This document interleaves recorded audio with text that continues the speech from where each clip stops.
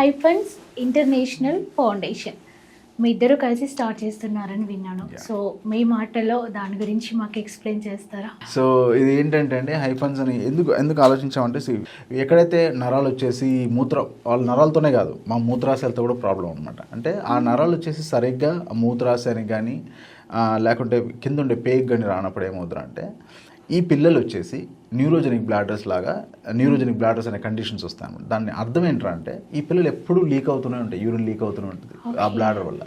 దానివల్ల పైన kidney damage అవ్వడం. ఈ ఫౌండేషన్ ఎందుకు స్టార్ట్ చేసామంటే, న్యూరోసర్జికల్ కేర్ వచ్చేసి doctor Tarang is an expert there.